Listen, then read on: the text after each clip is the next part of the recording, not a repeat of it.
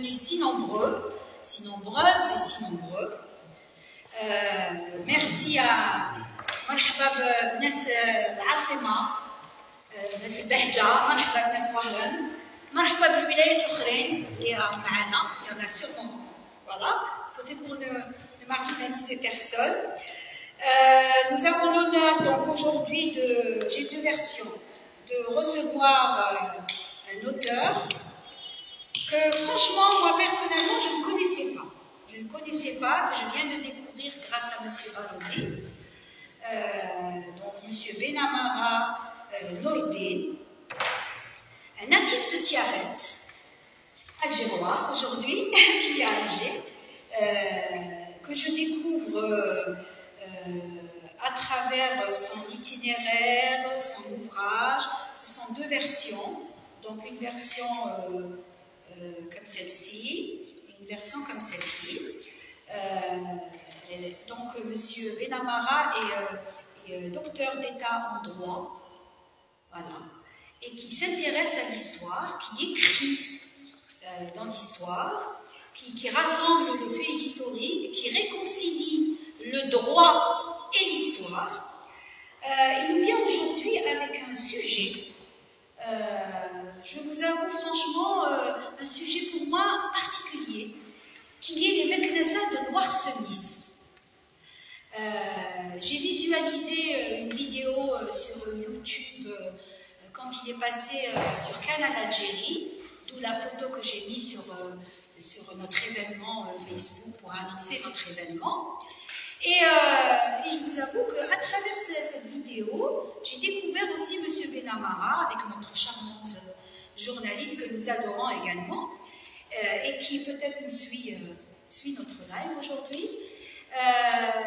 Et donc, ce qui nous a intéressé en vous, M. Benamara, c'est cette réconciliation que vous faites d'abord à l'intérieur de l'histoire, parce que vous rassemblez des faits historiques, mais vous le faites également avec votre spécialité, qui est le droit. Donc, vous êtes docteur d'État en droit de l'Université Paris X, et vous êtes également un rassembleur, puisque vous avez une institution, mais ça vous allez nous en dire quelque chose. Je pense que vous êtes mieux placé, vous, M. Ilyes, pour nous en parler. Un rassembleur, car vous avez une institution à Alger, à Belkhadem, qui rassemble des personnes, des intellectuels, un peu comme on le fait aujourd'hui, pour échanger, partager autour d'un thème, d'un art, d'une œuvre, etc. Autour de personnes, d'artistes, etc. Voilà. Pour établir également un lien social que parfois, il semblerait que nous l'ayons perdu. Bon, et c'est des espaces comme cela, que ce soit à Oran ou ailleurs, que nous faisons revivre ce lien social et culturel pour promouvoir notre culture algérienne de l'intérieur ou vers l'extérieur. Avant de passer la parole à M. Benamara, donc nous avons distribué ces papiers, nous le faisons à chaque activité. Ce sont nos coordonnées, les coordonnées de la bibliothèque Sophia. Certains la découvrent pour la première fois. C'est un espace culturel qui existe depuis 1963 dans un autre endroit, à la rue ex-rue Bedeau. Et nous existons ici depuis 1991, cela fait 33 ans. Et c'est vrai que, vu la porte un peu étroite sur la rue Abd Ben Hidi, les gens ne la découvrent pas facilement. Donc nous sommes un espace autour de 15 000 ouvrages en histoire, philosophie, psychologie, sciences humaines, sociales, langues, lettres et arts. Nous recevons pas mal de lecteurs dans les spécialités que nous venons de citer, mais nous recevons toute personne amoureuse de la lecture, du livre et de la culture. Nous recevons également des artistes. Nous organisons des activités culturelles que nous appelons les Qa'dat de Sophia. C'est par rapport à la bibliothèque Sophia, qui est la sagesse en grec. Ces Qa'dat de Sophia, donc, également, rassemblent des personnes, des personnalités, des personnes de différentes classes sociales. ça peut être des grandes personnalités, ça peut être des petits gens. Nous encourageons des artistes, des petits artistes, des grands artistes, sur place et à distance, pour promouvoir justement notre culture algérienne et notre savoir qui est en train de se perdre. La preuve, c'est que nous sommes une bibliothèque qui est en train de perdre ses lecteurs. En ce moment, nous sommes en période, beaucoup de gens sont en période d'examen. Je peux vous avouer qu'en ce moment, la bibliothèque est pratiquement vide. Heureusement que nous organisons des activités comme celle de ce matin.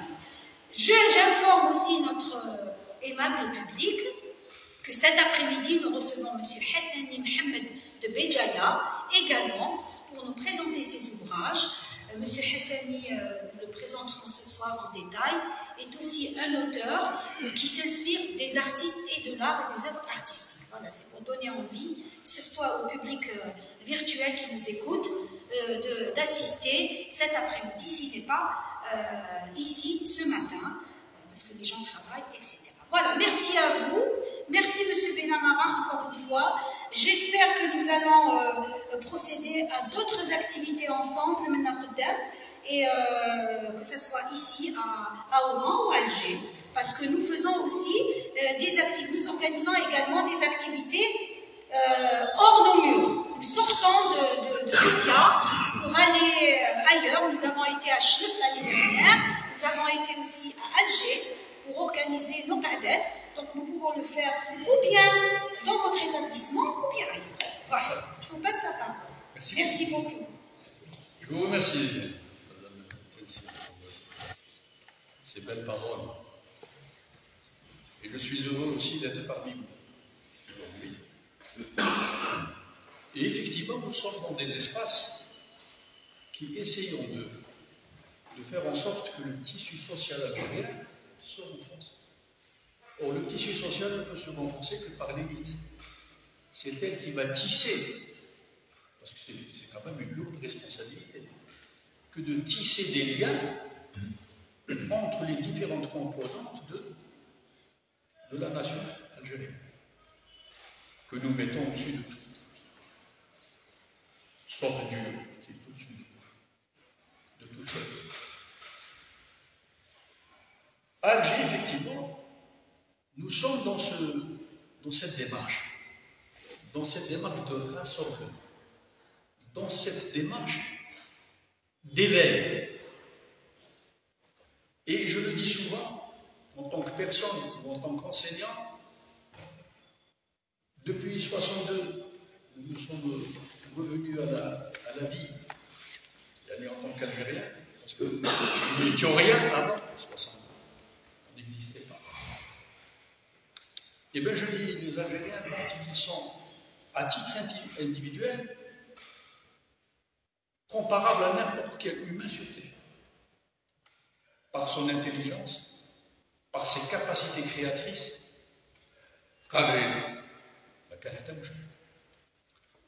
par contre, ce qui nous manque et ce qu'on doit acquérir, c'est être capable de travailler ensemble. Mais ça, c'est pas parce qu'on n'était pas capable, mais on n'en avait pas la possibilité. Et donc les Algériens sont en train de se redécouvrir, puisque à l'époque de la colonisation, pour passer d'une commune à une autre, il fallait un visa. Et il fallait le visa de l'administrateur. Donc la politique coloniale s'est divisée pour aider. Et donc, depuis 62, en réalité, on est en train de se retrouver, progresser. Et les enfants de l'indépendance que nous sommes, nous qui avons eu la chance d'aller à l'école, ce qui n'a pas été le cas pour des millions d'Algériens, eh bien nous avons un devoir aussi on a le devoir de transmettre, de donner. Et ce devoir de donner, en réalité, qu'est-ce qu'on est en train de faire? Là, on est en train de faire en sorte qu'à côté de l'intelligence individuelle que chacun d'entre nous possède, nous puissions arriver à l'intelligence collective. Et c'est celle-là qui est capable de faire des États solides. c'est l'intelligence collective. C'est quand les gens arrivent à travailler ensemble pour aller dans la même direction, pour faire en sorte que nous faisions cohésion. Et cette cohésion est très importante pour la pérennité de notre pays et de notre État et de notre nation. Parce que beaucoup de forces travaillent aussi pour nous désunir. Il y a toujours des convoitises. Et quand il y a convoitise, il y a toujours possibilité de créer à l'intérieur d'un pays, il y a la division. Quand on divise un pays, eh ben, on ne le prend plus facilement. Donc le rôle de ceux qui savent, c'est de donner à ceux qui savent moins les moyens de faire corps avec eux. Et autour de l'Institut, à Alger, avec des amis, dont le directeur de l'Institut, qui est là avec moi, qui est un ami, mon ami Lias, accompagné d'un des membres du conseil de cet institut, c'est Hamid Achaïbou, qui est un chef d'entreprise. Eh bien, autour de cet institut, nous nous étions posé la question, quand nous sommes en train de former des jeunes, c'est très bien. Mais est-ce qu'à côté, on n'est pas capable de créer une dynamique? Parce que nous avons l'espace. Ce qu'on n'avait pas avant. Aujourd'hui, en Algérie, on a des espaces. Nous avons une élite qui est là, qui est capable. Nous avons des gens qui font des choses. Qu'est-ce qui nous gênerait de permettre à ces gens de se rencontrer bientôt? À ces gens qui ont des choses à dire, pourquoi ne pas leur donner un espace où ils peuvent dire, où ils peuvent coopérer, échanger, quel que soit leur domaine. Et nous avons créé autour de cet institut ce qu'on a appelé une petite association, que nous avons appelée les Amis de l'IDEL, c'est-à-dire les amis de ces jeunes Algériens qui sont en train de se former, et qui se forment à manager le pays, puisque c'est une école de management.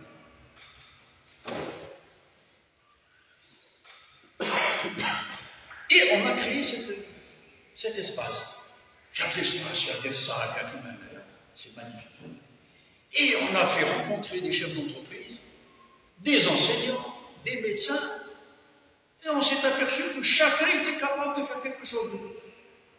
Dans une conférence, de nous apprendre énormément de choses. Et plus on apprend, nous, en tant qu'élite, plus on est un vecteur de transmission de la connaissance. Et chacun dans son domaine, avec ce qu'il apprend des autres, il est capable d'injecter dans les gens avec qui il est en contact constant, et notamment nos étudiants, de leur communiquer ce qu'il a appris avec l'un et avec l'autre. Et ça a marché. Formidable. Là, nos amis, de temps en temps, quand on ne se rencontre pas, téléphone, je dis, qu'est-ce qui se passe? Et vous sentiez que l'Algérien était à la recherche de cette communion. Donc on n'est pas si désunis que ça. Puisqu'on se recherche, on a envie d'être ensemble. Ben, il faut donner les moyens pour être ensemble, mais être ensemble pour apprendre, pas uniquement être là. C'est vrai qu'on se voyait à un moment donné, on discutait, on s'amusait, on mangeait, on faisait de la musique. Mais il n'y a pas que ça. Il y a le corps, il y a les réjouissances, mais il y a la nourriture de l'esprit. Et depuis qu'on a fait ça, on ne peut plus s'en passer. C'est devenu pour nous une drogue. Et ça a tellement bien marché que la réflexion s'est dit, d'accord, on se rencontre et c'est formidable. Et on va se rencontrer les binettes, les Algériens. Voilà, l'Algérie, c'est Alger. Algérie, pas pour là. C'est le diadème du pays, c'est la capitale. Qu'on ne le veuille pas, la symbolique de l'unité nationale. Calmer, c'est malgré tout pas l'Algérie. L'Algérie, c'est tout. Et on s'est dit, mais on a des amis à Annaba, on a des amis à Oran, on a des amis à Tlemcen, Qu'est-ce qui nous empêcherait de contacter nos amis et chacun dans la ville créer un noyau d'intellectuels, de gens qui ont cette même envie de rassembler et de créer un réseau. Et au lieu de nous rencontrer uniquement entre Algérois, on va se rencontrer entre Algérois, Annabi, Qsenṭini, Tlemcani, كذا. خطرة في تلمسان، خطرة في عنابة، خطرة في وهران، خطرة في الجزائر, etc. Et cette élite-là, elle va se créer un espace extraordinaire à l'échelle du pays, où le Maroc n'est pas isolé. Et vous vous rendez compte, les liens que ça va créer. Et on va donner cet amour-là aux jeunes qui arrivent et qui vont continuer sur cette même lancée. Et c'est dans cet esprit-là qu'avec mon ami le médecin, le docteur Mustafa Baboudi, il est là, il peut se lever, mais je lui dis, et on peut jouer. Voilà, le docteur Baboudi, qui est à la fois un ami sur le plan de la culture, etc., mais qui se trouve être un parent terrible de Pierre.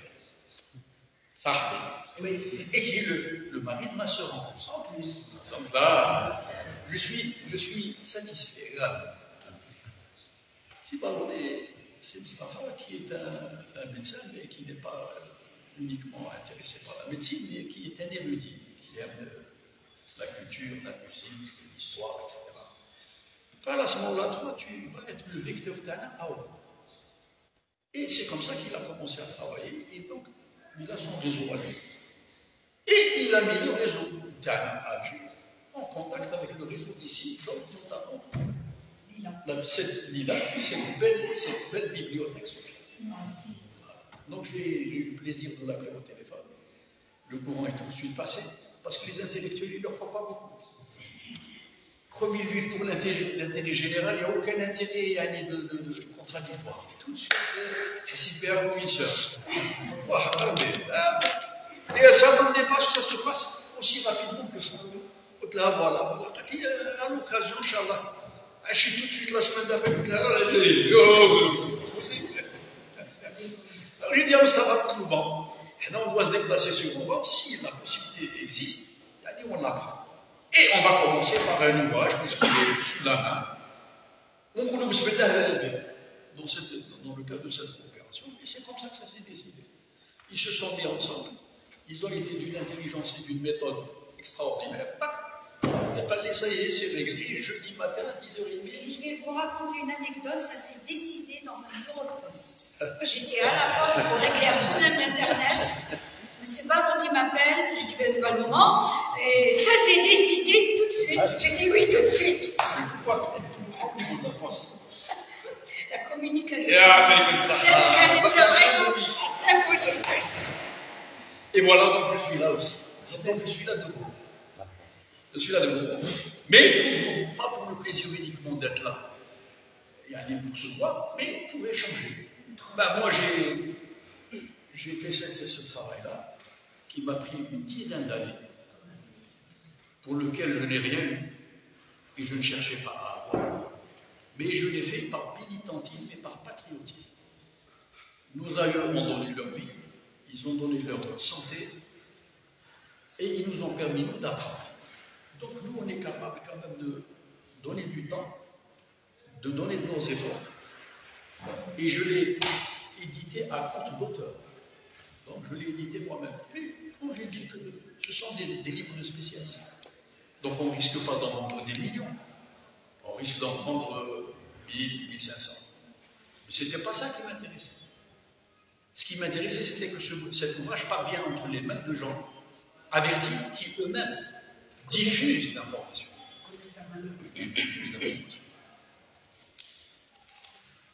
Et donc, non seulement je l'ai fait avec mon argent, mais en le faisant perdre avec mon argent, j'ai gardé toute ma liberté. Ce qui me permet d'offrir cet ouvrage à qui je veux. Parce que si je l'avais donné à un éditeur, il m'aurait donné 10 ou 20. Et j'aurais perdu complètement mon livre. Je n'aurais même pas su ce qu'il devenait. Là, j'ai gardé toute ma liberté. J'ai donné un petit peu d'argent pour l'éditer. Voilà. On peut donner un peu de son temps. On peut donner un peu de son argent. D'autres ont donné leur vie. Il y en a qui sont les enfants de la Révolution. On sait ce que c'est que ce but. Et on essaye de passer à nos jeunes qui savent. Nos premières années, nous avions vécu sous la colonisation. Roumains, ils vivent l'indépendance. Et ils ont d'autres exigences et c'est tant mieux. Mais nous, on a vu quelles étaient les privations du temps de la colonisation et qu'est-ce que l'Algérie a apporté, ce qu'un jeune ne voit pas. Lui, un jeune, il compare son pays avec les pays d'ailleurs, et notamment avec les pays développés. On n'a pas. Attention, vous avez, mais peut-être que vous ne savez pas regarder. On va essayer de vous aider à regarder. Mais pas à regarder par rapport à ce qui se passe dans les pays développés, mais par rapport à ce que l'Algérie était. Et quand tu ne sais pas où tu vas, souviens-toi d'où tu viens et tu retrouveras le chemin. Qui est pour le Beli Baba? Je dis, ah, à ce moment-là, tu dis, ah, je ne savais pas. Et voilà pourquoi l'histoire est importante. Donc j'ai écrit cet ouvrage qui m'a demandé un effort de 10 ans. Et pourquoi je l'ai écrit? Je l'ai écrit parce que il y avait cette exigence, c'est moi, de connaître mon histoire. Parce que nous avons été niés dans notre histoire. Pendant 130 ans, on a dit à l'Algérien, tu n'existes pas, tu n'es rien. Alors que nous avons eu une grande histoire. Des orphelins. Et quand j'étais gamin, chez nos parents, il y avait cette envie de faire de nous des gens capables d'écrire et de lire pour un petit peu prendre notre revanche sur une histoire qui nous a meurtris. Et donc j'allais à l'école. J'ai eu la chance de faire partie des 154 000 Algériens qui sont allés à l'école en 1953, il y avait 154 000 sur 9 millions. Alors qu'il y avait 350 000 petits pieds noirs sur 900 000. Sur 900 000, leurs enfants étaient à plus de 300 000. Et là, sur 9 millions, nous étions à 150 000. Quand les Français sont arrivés, ils nous ont désalphabétisés. Ils ne nous avaient pas alphabétisés.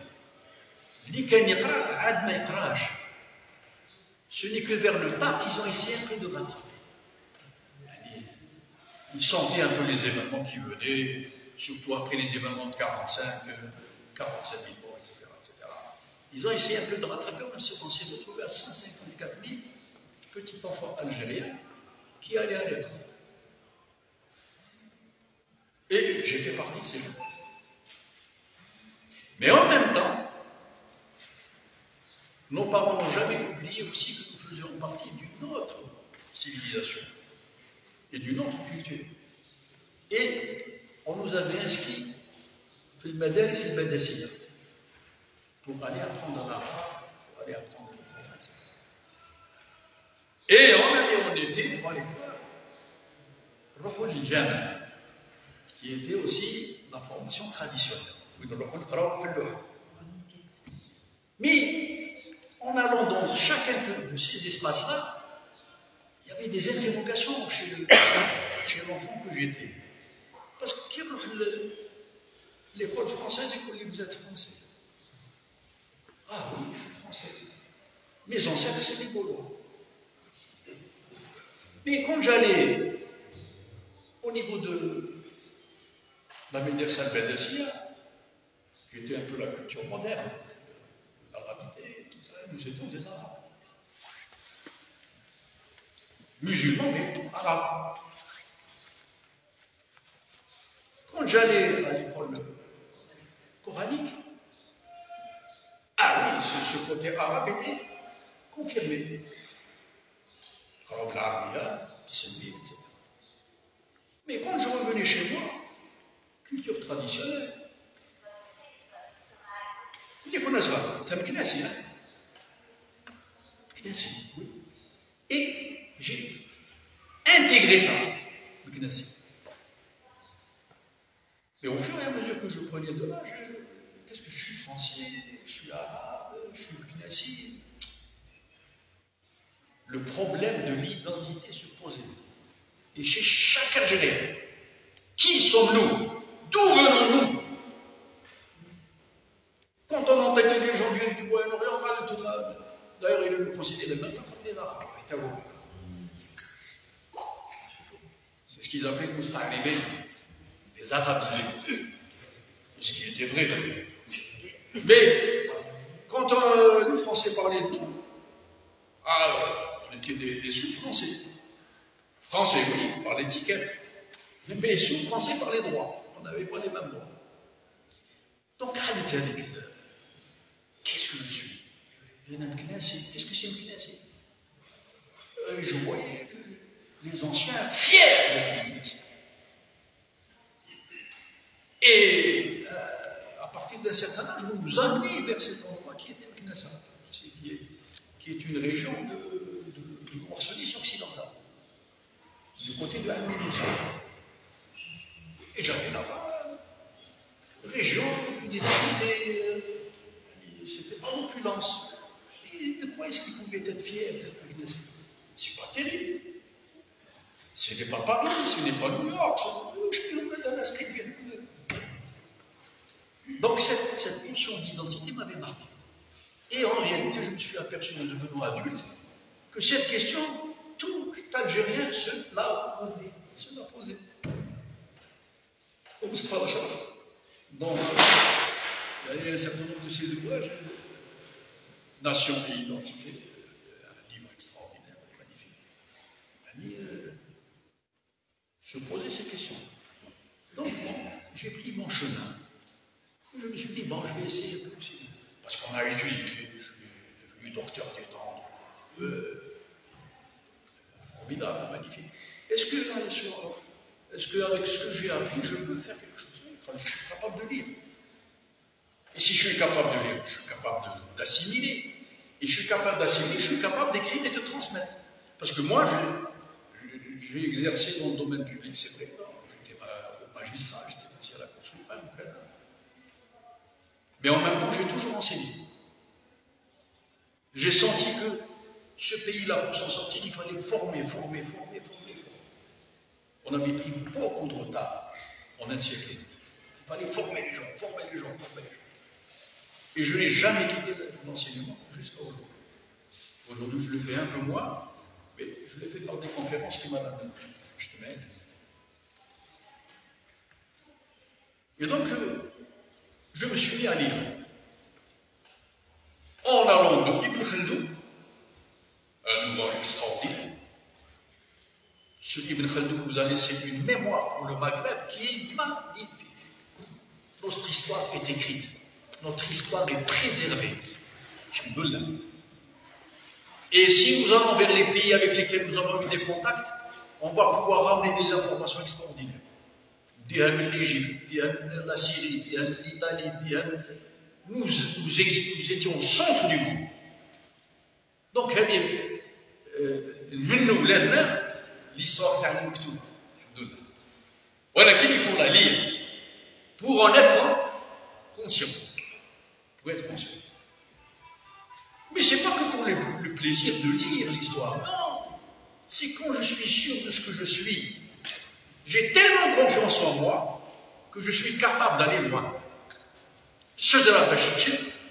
Il lui faut des racines qui vont très loin. Les racines juste en surface,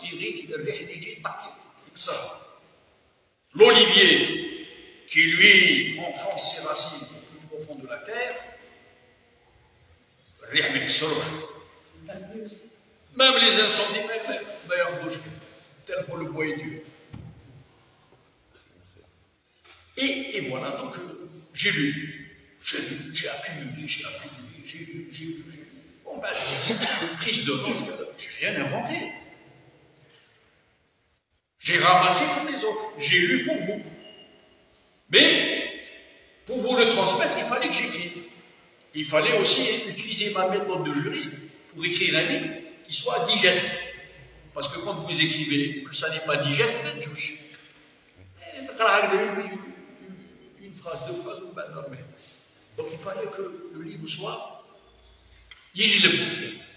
Et je l'ai écrit, pas en pensant à vous particulièrement, mais en pensant à mes jeunes étudiants.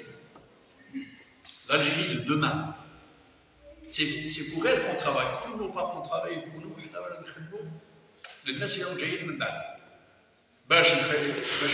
les moyens de se défendre. Et plus il sait qui il est, plus il est capable de se défendre, plus il est capable d'aller. C'est ceux qui vont à la conquête du monde. Pour les économistes, ils savent que pour exister, il faut vendre ici, acheter là, donc il faut aller à la conquête du monde. Mais quelqu'un qui n'a pas acquis la conquête de son propre pays, comment il peut aller à la conquête du monde? Hein? Il faut d'abord conquérir le pays d'Yalek. Vous allez conquérir le monde. Donc c'est à nous à leur donner les moyens de s'affirmer. Et à ce moment-là, il est capable non seulement de conquérir son pays, et de conquérir le monde. Et donc, après avoir assimilé, j'ai écrit. Et vous allez me dire, non, vous avez écrit sur l'Algérie. Non, mais vous êtes en train de parler de votre tribu. Certains.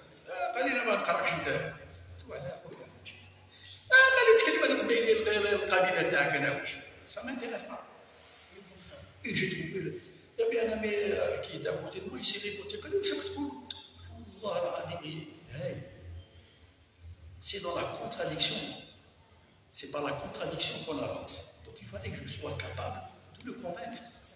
Tout c'est vrai. Moi, ça me rassure. Tout le monde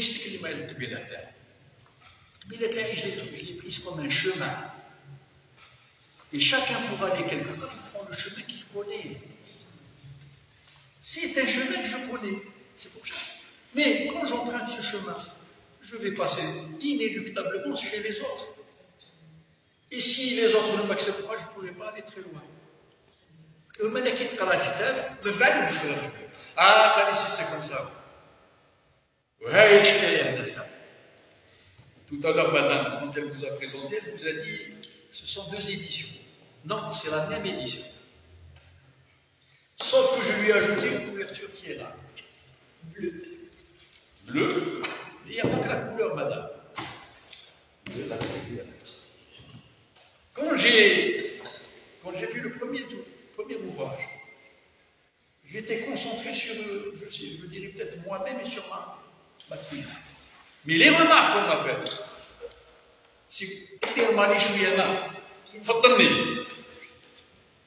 les Algériens sont amoureux de l'Algérie.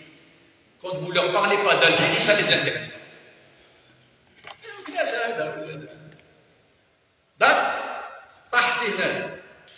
J'ai tout de suite compris le message. J'ai parlé de la tribu pour montrer qu'effectivement la nation algérienne s'est constituée à partir des tribus.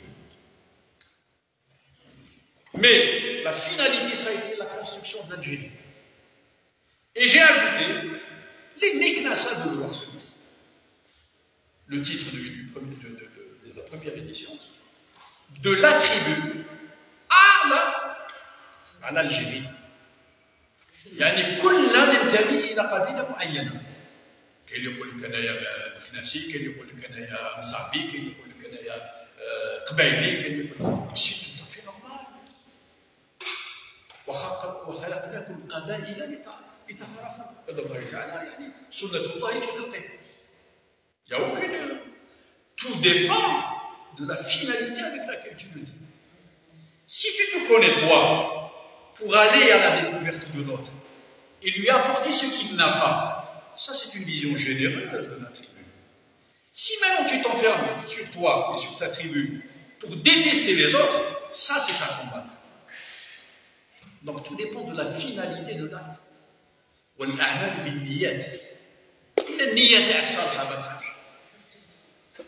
tribus sans problème.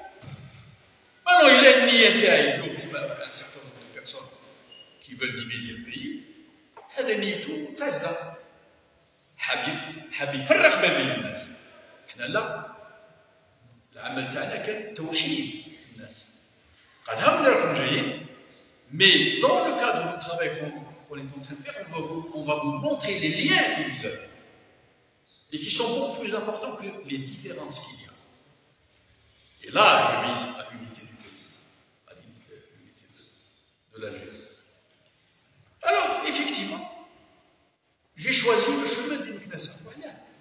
Parce que franchement, ce que m'a attribué, ce que ma famille m'a mis dans la tête, et même je me suis retrouvé à faire exactement pareil avec mes enfants.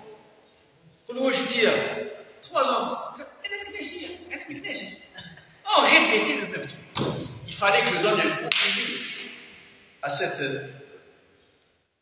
Et là, j'ai commencé à travailler, je me suis aperçu que ça méritait le petit détour.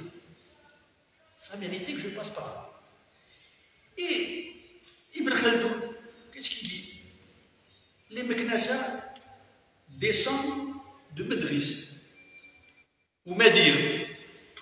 Ben allez, ça se discute. Non, mais ça, et ça, c'est ce que j'appelle les aïeux mythiques. Les aïeux mythiques. Mais vous savez que les mythes créent l'histoire. S'il y a un peuple qui a créé son histoire par des mythes, c'est bien Israël. Regardez, là, il est en train de dominer le monde. Donc l'histoire n'est pas faite que de faits réels. Les mythes sont importants. Donc Brr, le père de Mazir, et le père de Bernice, c'est des aïeux mythiques, mais qui nous donnent un point de repère dans l'histoire. Khal, c'est le père des Berbères, et le monde berbère va de Siwa en Égypte jusqu'aux îles de Canaries, vers l'ouest, et de la Méditerranée au nord jusqu'au Sahel. C'est un monde qui a créé sa propre culture et qui a créé une langue qui unissait l'ensemble de ces mondes. Et Ibn Khaldoun, qui parlait de cette période mythique, déjà parlait d'Ibn Khaldoun. Ben tiens, ben, j'étais fier. Ah tiens, Ibn Khaldoun parle d'Ibn Khaldoun. Et là, je lis un autre, parce que j'ai lu à la fois ce qui était oriental, ce qui était occidental, parce qu'il faut lire des opinions contradictoires. Et j'ai lu Charles-André Julien, qui est un rationaliste, qui n'écrit pas sur les mythes, mais qui écrit sur les faits.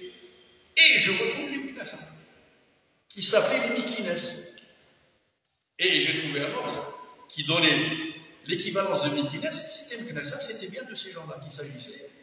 Et d'ailleurs, Ibn Khaldoun les situait dans le Warsonis occidental, et Charles-André Julien les situe dans le Warsonis occidental. Et les Mekines, qui étaient les Meknassa, en 370, ils ont mené une résistance contre les Romains. Et ils se sont joints à Firmus, qui a combattu les Romains. Les Meknassa étaient donc des patriotes avant l'heure. Ils se battaient contre l'occupant.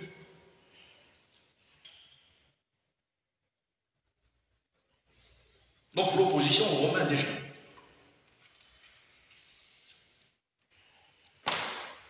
Au moment où les Romains s'affaiblissaient en Afrique du Nord, les Berbères ont commencé à reprendre leur place. Les Romains avaient occupé un peu moins le Maroc, un peu moins l'Oranie, beaucoup le Constantinois et la Tunisie. Donc ils ont commencé à se replier, en s'affaiblissant, ils commençaient à se replier sur leur base. Et sur leur base qui était surtout en Tunisie. Et là où les Romains partaient, les Berbères réoccupaient leur espace. Et c'est comme ça que des gens ont réoccupé l'espace, notamment dans le Warsonis, et ils ont réoccupé la capitale de cette région, qui était Tingartia, l'actuel Tiret. Et ils en ont fait leur capitale. Et c'est devenu. Mais au lieu de l'appeler Tingartia, ils l'ont appelé Tiret. La symbolique de la lion, parce qu'il y avait dans ces régions-là des lions, il y avait une faune assez importante. Et le lion était Kalmachor. Donc c'est normal, Tiret, la lion. Et ceux qui ont pris cette capitale ont fini par créer un État. Mais c'est moi je vais. Il faudra qu'on le connaisse.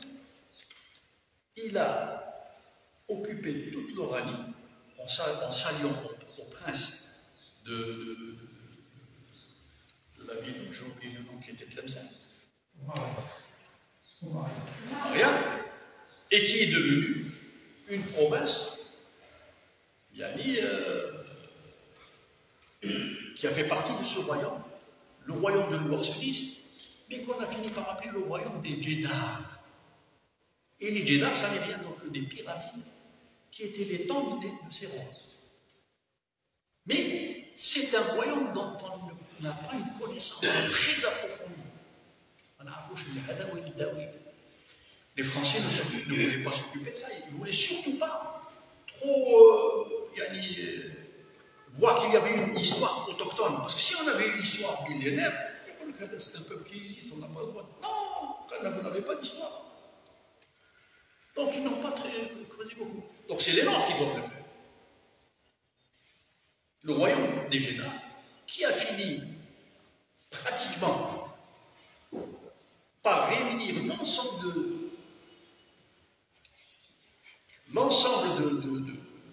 du centre, du thé et l'Oranie, pratiquement jusqu'aux montagnes marocaines, puisque le Maroc était en train de se développer derrière les montagnes. Et pour nos amis marocains qui veulent récupérer certains territoires algériens, quand ils ont dit jusqu'au contrefort de vos montagnes, l'Algérie allait jusque là-bas. Donc s'il y a des choses à revendiquer, nous avons des choses à revendiquer plutôt que vous.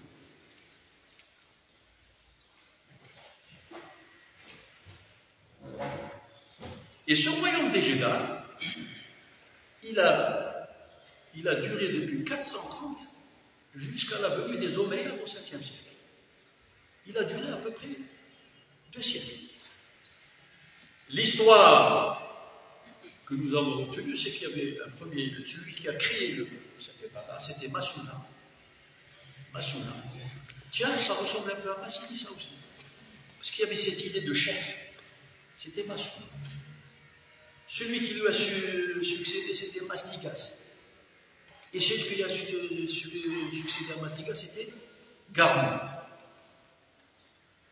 Mais cette expérience du royaume berbère a été arrêtée net. Parce qu'à côté de ce royaume des Djedars, il y avait aussi dans l'Aurès un royaume qui était en train de se constituer. Et au moment où les Omeyyades arrivent vers l'Afrique du Nord, nous trouvons le prince du royaume des Aurès qui était Koussaïda. Et c'est à ce moment-là, devant le danger qui venait d'Orient, parce que les Omeyyades étaient Jaïd, il y a un l'islam, mais moi, je vois une armée arriver, l'islam je ne connais pas. Quelqu'un qui vient avec les armes, c'est quelqu'un que je dois combattre. Je combats pour mon pays. Islam, je ne sais pas. Qu'est-ce que c'est? Je ne sais pas.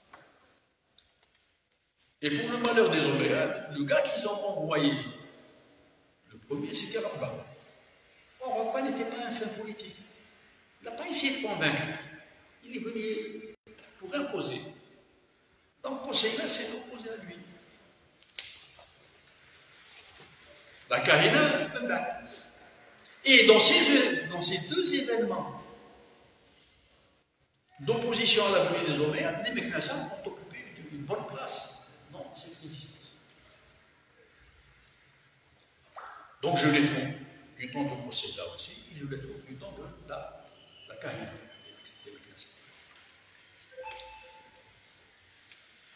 Il y avait un des conquérants, mais qui n'était pas venu conquérir physiquement le territoire, mais conquérir l'esprit, c'était Abu Muhajir, qui était lui, différemment de Arba, beaucoup plus politique, beaucoup plus fin. Et il a fini par convaincre Koussaïda de se convertir à l'islam. Et c'est à partir de ce moment où les Berbères ont commencé à se convertir à l'islam. Et en se convertissant à l'islam, ils ont intégré l'armée musulmane. Et ce sont nos tribus de la nudité du centre, notamment les Sanhaja, les Znata et les Mkhnasa et d'autres, qui ont constitué les premières armées qui ont ouvert le Maroc à l'islam en 705 et qui ont ouvert l'Espagne en 711. Et donc, qui ont été à la base de la création de la grande civilisation andalouse. Et bien, que votre pays a contribué très fortement à cette civilisation que j'appellerais maghrébо-andalouse, pas uniquement arabo-andalouse, mais maghrébo-andalouse, parce que moi j'ai envie de mettre en exergue ce qui nous appartient. Quand je dis arabo-andalouse, les gens du Moyen-Orient veulent que la Béchitou,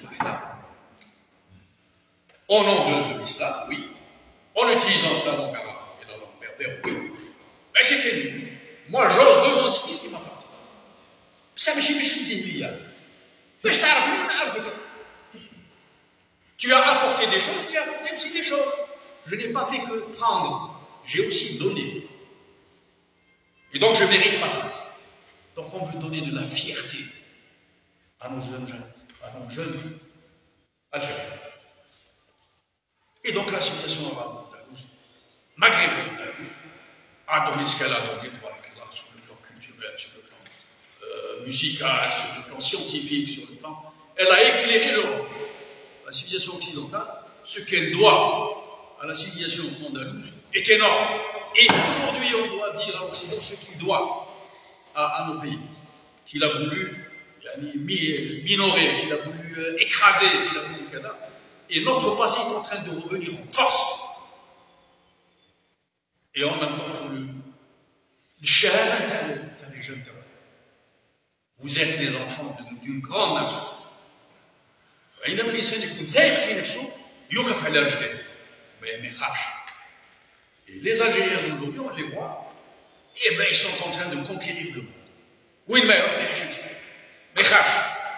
on a de grands musiciens, on a de grands savants, on a celle qui dirige actuellement l'Institut Pasteur à Paris, c'est une Algérienne. On a Zerhouni, qui est aux États-Unis, qui occupe un poste.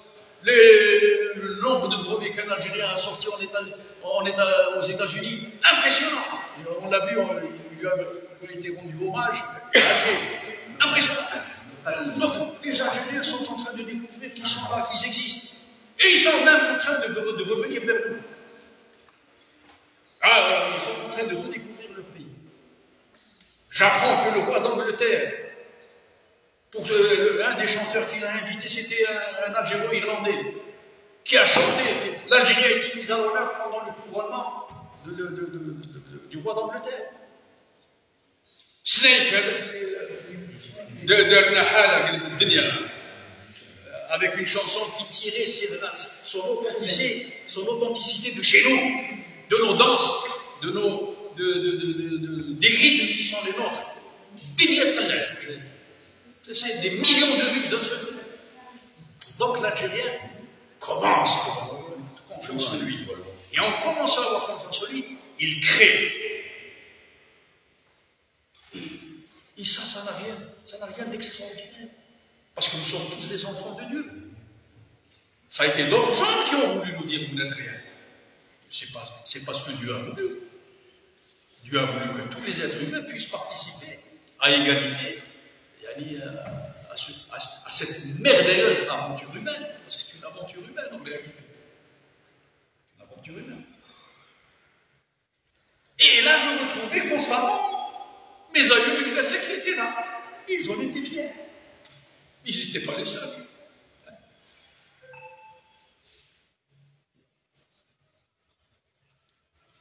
Ah, les Omeyyades qui étaient venus, فتحنا لهم قلوبنا، فتحنا لهم دارنا.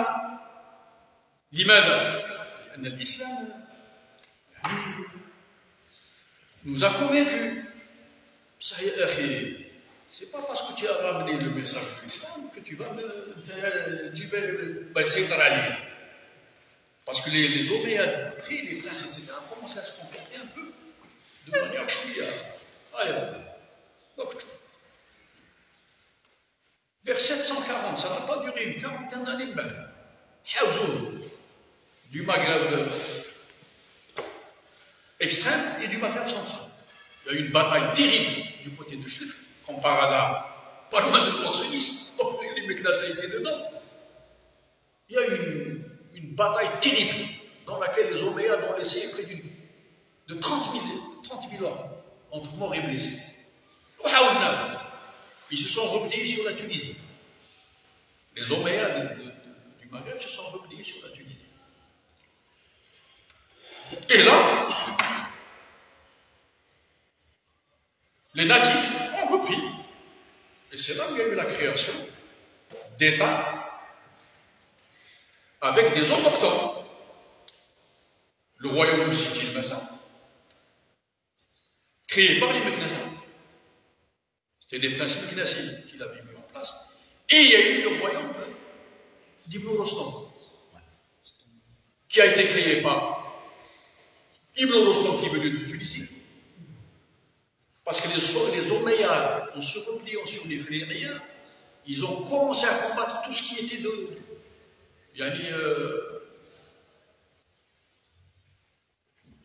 tout ce qui n'était pas sunnite. Et Ibn Rostam était là, il était kharij. Il était kharij. Il s'est intégré à... Ah, il était kharij. Même pas, on débattra. Alors on débattra. On débattra. C'est bien. La vérité n'est jamais une. L'éclairage, moi, si j'apprends qu'il est chiite, vous m'aiderez à mettre la référence, et à ce moment-là, mais je sais qu'il était kharij. Ouais. Kharij. D'origine perse. Ouais. D'accord? Ouais. Il est venu dans la région de Tiaret parce qu'il y avait une tribu, pas loin de Tiaret, vers le sud-ouest, qui s'appelait les Limnaya, qui étaient eux-mêmes kharijit. Mais comme c'était un homme qui était un militaire structuré, organisé, méthodique, il a commencé à structurer la ville de Tiaret. Mais au lieu de la mettre vers le haut, où se trouvait l'emplacement des Romains, il a préféré la mettre à côté de la Mina, vers le bas. Mais c'était pas loin, à quelques kilomètres l'une de l'autre. Mais c'était Tiret. Et il crée un État extraordinaire, qui a duré près de 2 siècles. La religion kharijite s'est développée, tolérante, en relation formidable avec l'Andalousie de l'époque, relativement en paix avec les Idrissides qui étaient du côté du Maroc, avec les Arlabides qui étaient les Omeyyades du côté de Tunis. Il y a eu une période de paix. Et ce qui a été formidable au niveau de cet État, c'était des gens d'une grande capacité dans le domaine du commerce. Mais parce que beaucoup quand l'État de Tiret s'est installé sous l'autorité d'Ibn Rostam, beaucoup de gens du Moyen-Orient sont venus dans cet endroit-là. Et c'était des gens d'abord d'Irak. Là, je parlerai sous le contrôle de mon ami. C'est les Azad, les gens de Azad qui étaient d'Irak. C'est ce qui a donné Azabiyya, ce qui a donné Benimza. Et qui se reconnaissent un lien extrêmement important avec les gens d'Irak, qui étaient eux-mêmes kharijites. Et quand les Khawarij ont été pourchassés au Moyen-Orient, le débat on va tout à l'heure. Donc, certains sont partis vers l'Arménie, d'autres sont venus vers l'Afrique du Nord, un peu en Libye, Jbel Foussa, en Tunisie, je ne sais pas, et chez nous. Et, je suis méthodique. Pour l'instant, on n'a pas relié Wahdi. Tout à l'heure, on ouvre le débat. Et ça sera très intéressant. Et je noterai d'ailleurs des choses sur lesquelles on n'est pas d'accord, parce qu'il faudra toujours chercher.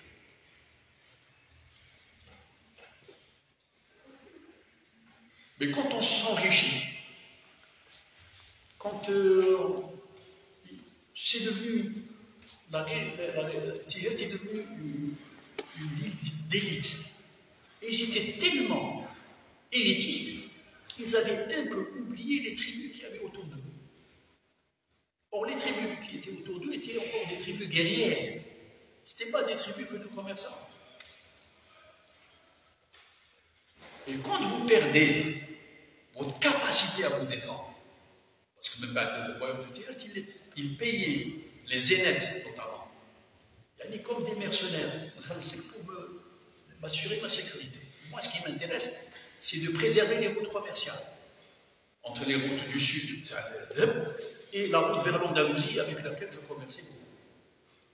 Mais au bout d'un certain temps, les tribus qui sont autour se sont senties délaissées. Il y avait un mouvement qui était en train de naître du côté de la région de Djidj. Il y avait une tribu extrêmement dynamique, les Koutama, qui était à la recherche de pouvoir imposer un État. On a pas dit l'Ashghali, en France. L'État de Dima Constant, et en plus de ça, il fait son commerce, mais il n'y a pas beaucoup de retombées sur le reste. Ils se sont, à l'occasion de Al-Hajj, à Badnes, qui ont commencé à les initier à d'autres, parce que généralement on était sunnites. Mais il y avait un mouvement contestataire qui était en train de naître de l'autre côté, c'est le courant chiite. Et ils étaient en contact avec un da'i de Syrie qui les a initiés au chiisme. Et Abu Abdullah dans la région de Djidj, il a commencé à enseigner le chiite. Et les Koutama ont commencé à dévoyer un certain nombre de tribus. Et ils ont dévoyé la tribu des Sanhaja du centre et la tribu des Meknes.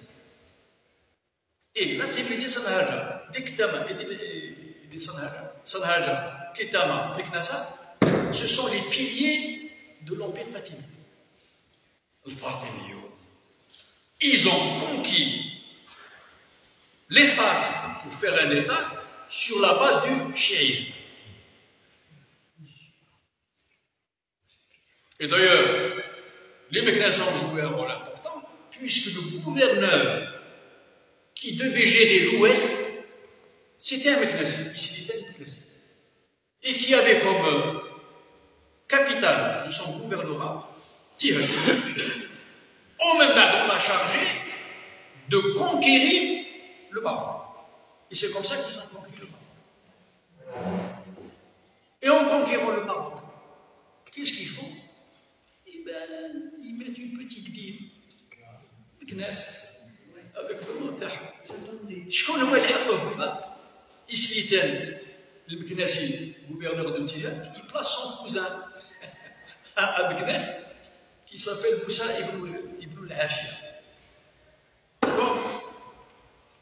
En même temps, tellement ils sont devenus puissants, malgré le fait qu'ils aient créé la petite ville de Meknès, ils ont quand même pris Fès, qui était une ville beaucoup plus somptueuse, etc.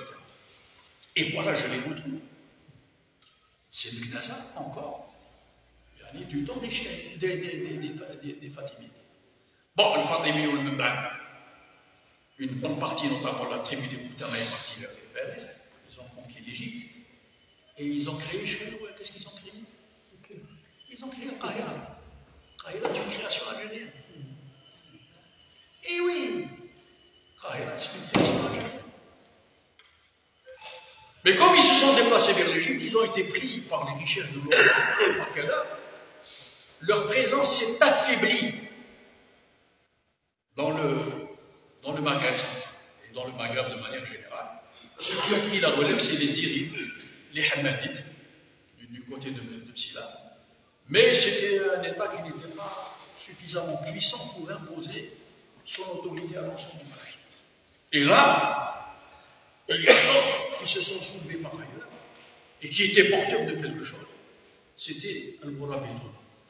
Al-Bourabéton qui, eux, étaient partisans d'un islam rigoureux, parce que ce sont des gens qui venaient du sud, Ce sont des gens qui me disent à peu près les Marocains qui nous disent c'est nous qui avons conquis ceci et cela, c'est pas vrai. Mourabitoun, ce sont des gens, Tassakit al-Khabar, le savant occidental Mauritanie. Et ils ont remonté, ils ont occupé le Maroc et ils ont occupé pratiquement l'Algérie jusqu'aux limites de la Kabylie. Al-Mourabitoun.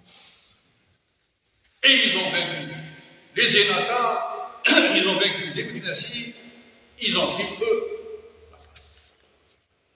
Et il a fallu d'autres gens du Sud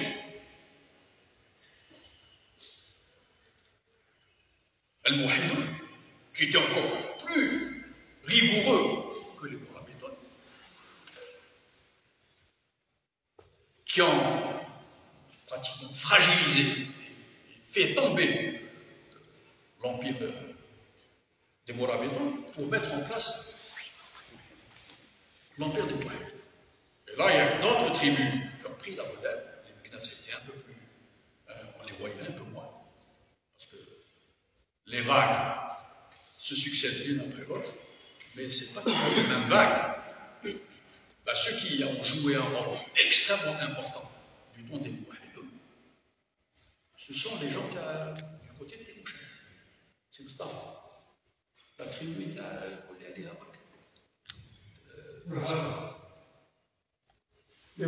Léo Hassan, oui.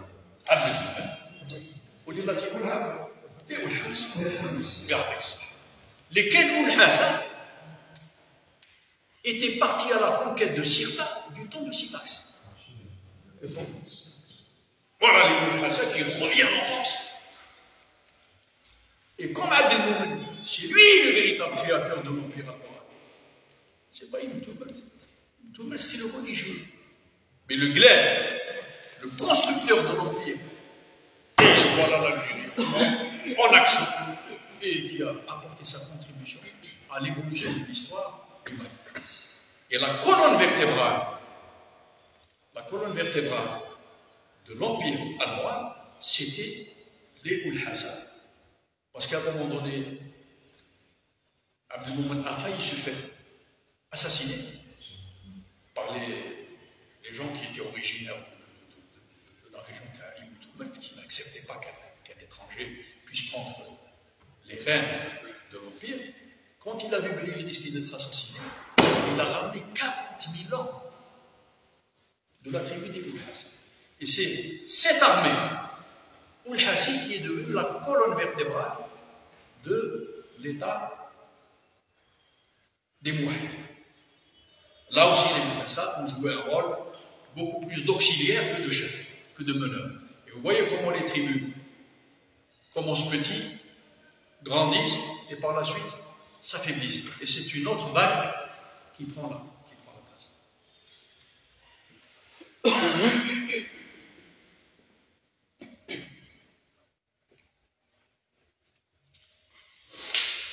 Mais les Meknasa, s'ils s'étaient affaiblis au niveau du Maghreb, ils n'avaient pas encore dit leur dernier mot. Au moment où l'Espagne andalouse était en train de se défaire, n'oublions pas que vous avez dit que les Meknasa étaient l'une des grandes tribus qui a été à la base de la civilisation maghrébо-andalouse en Espagne. Eh bien, l'État andalou a commencé à se défaire, il y a la période de fragilisation. Et quand un État quand un empire, quand un État se fragilise, il se fragmente. Et c'était la période de Tawaïf. Et les Meknasa qui étaient là-bas, et bien on va créer nous-mêmes notre propre État. Et ils ont créé l'État de Badajoz, qui est à la frontière actuelle entre le Portugal et l'Espagne. Et c'est un État qui a duré à peu près un siècle. Mais les Mouhidoun,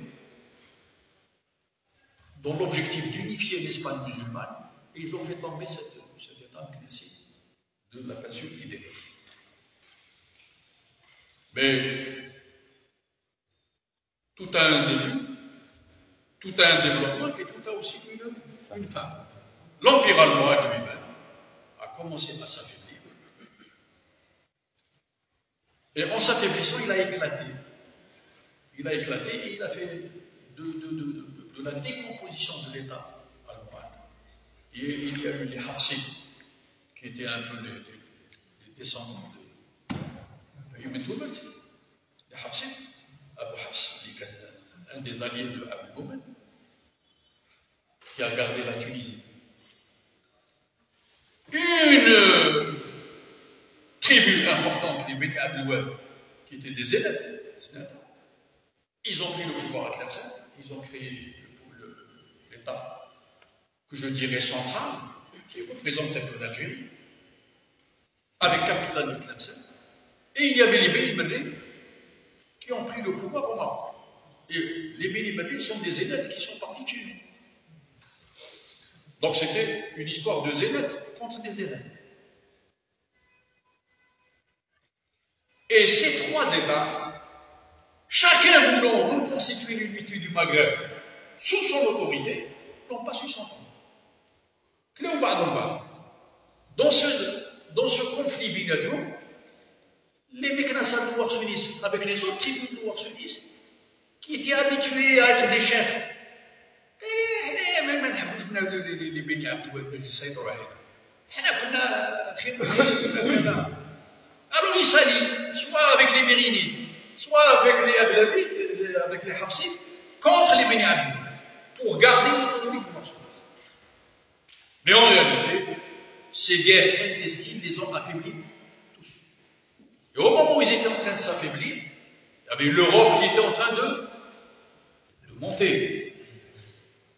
Et la chrétienté qui était en train de gagner du terrain. Et c'est comme ça qu'ils ont, 492, ils ont balayé les musulmans de la péninsule ibérique.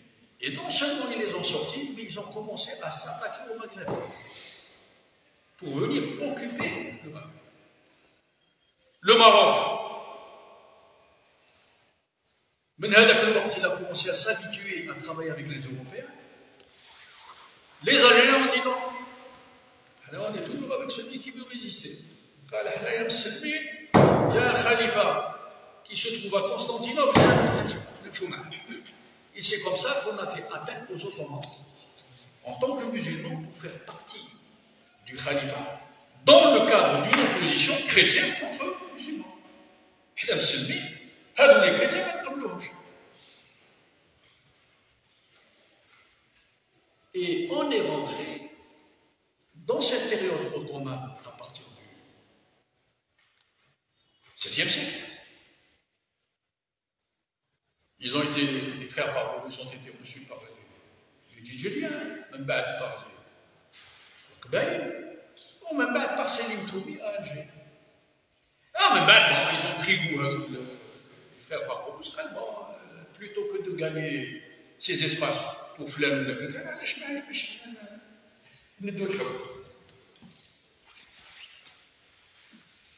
Arrouj meurt du côté de Tlemcen, parce que les Beni Abd al-Wahab s'étaient alliés aux Espagnols, et en combattant les Beni Abd al-Wahab, il s'est fait tuer du côté de Riboussara. D'ailleurs, dans le royaume islam, tu as ce qu'il paraît. La Ferrière. Du côté de la Ferrière. Donc cette région s'est rappelée. Cette région s'est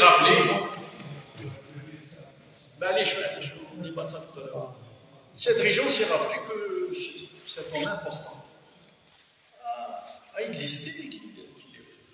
Ce que nous avons eu avec les Ottomans, c'est qu'on n'a pas été colonisés par les Espagnols. Et il nous serait arrivé ce qui serait arrivé aux Indiens d'Amérique. Parce que c'était des gens qui ont conquis, et avec une violence terrible, l'Amérique latine. Ils auraient fait pareil chez nous. Alors que nous, quand on a été en Espagne, on n'a pas fait de... L'histoire n'a pas retenu de carnage des musulmans en Espagne.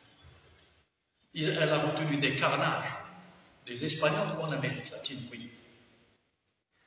Là, en se mettant avec les Ottomans, on a sauvé l'essentiel. Il n'y a pas eu de carnage. Mais avec nos amis ottomans, c'est des êtres humains. Ce pas des anges, hein. Ben, on a vécu avec eux, puisqu'ils sont restés à peu près 3 siècles chez nous, on a vécu à peu près 1 siècle et demi en bonne entente. Vous, ils s'occupaient de l'extérieur et nous, on s'occupait de l'intérieur. Les tribus de Tawana, Aïchid la Bassalé. Léon l'Africain qui est passé, notamment dans le Warsonis, il avait vu les populations qui vivaient du fruit de leur travail, il y avait des vergers, il y avait des cadavres.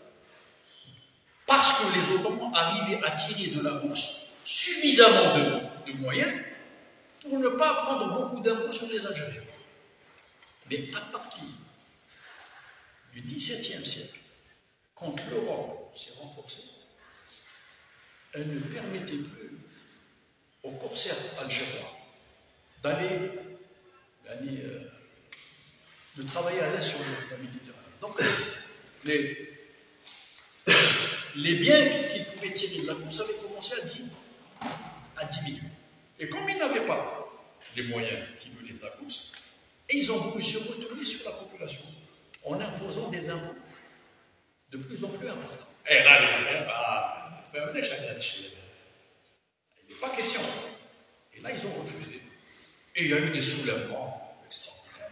Et je me trouve même ici, en train de se battre contre les Turcs au début du XIXe siècle. Et ils leur ont infligé une défaite terrible du côté de la Mina. Et ils sont, avec d'autres tribus de la région, ils ont même fait le blocus d'Oran pendant un certain temps. Et c'est là où j'ai mon ami des Bénistos. Quand les Turcs ont repris le poil de la bête, certains Knessi, au lieu de revenir vers le Warsonis, ils sont partis se réfugier chez les Bénistos et du côté de Tlemcen. Alors je lui dis à mon ami, écoute,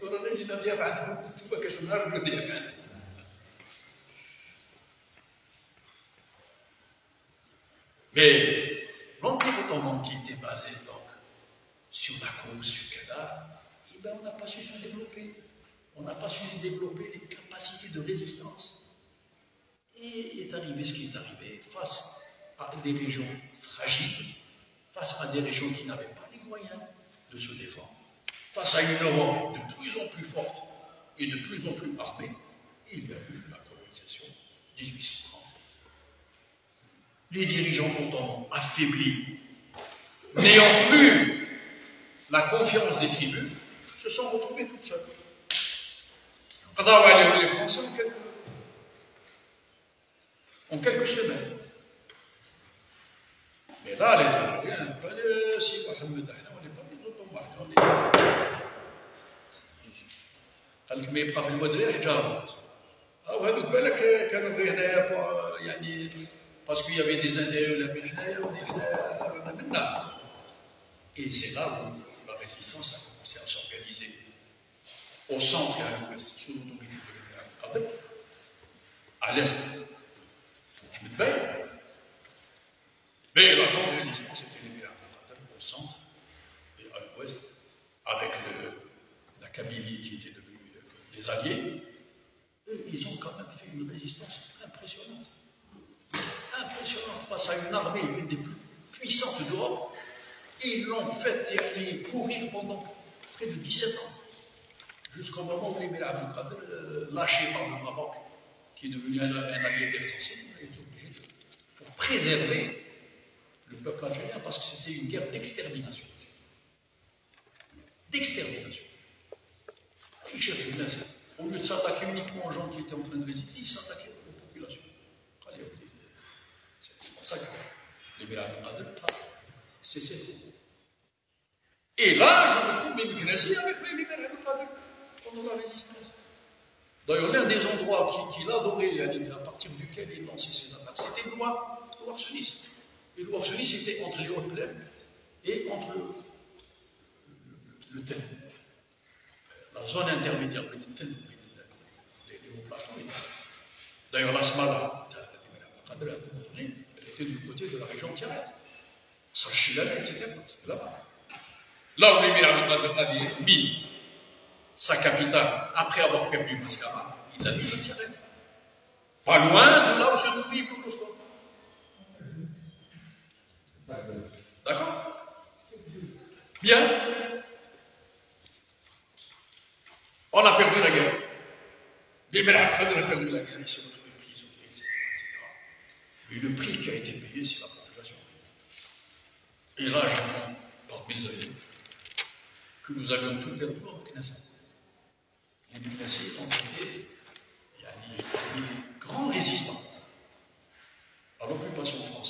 Mécanicien ont joué un rôle extrêmement important. Et d'ailleurs, à un moment donné, bien après la reddition de l'Émirat al-Qadr, il y a eu une insurrection qui a duré un an, 1864-1865, où la France a été obligée de mobiliser 100 000 hommes pour venir à bout de cette insurrection qui se passait dans le Warsonis, dans la région de l'Arabie Moussa, en Badri, Nizal, Tiat. Et ils ont fini par la casser. Et cette insurrection était tellement importante que Napoléon III lui-même était venu encourager l'armée française à tirer. Il est venu en 1865. Et ce que l'historiographie française a retenu, Napoléon apportant la paix au Meknès.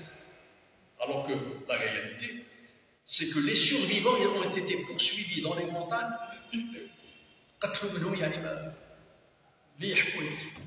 واللي بقاو حيين داوهم en Corse كما كانوا يدوا la Nouvelle-Calédonie avec la résistance en Kabylie. Ceux qui avaient résisté en Warsonis, c'est un peu moins connu que la résistance en Kabylie.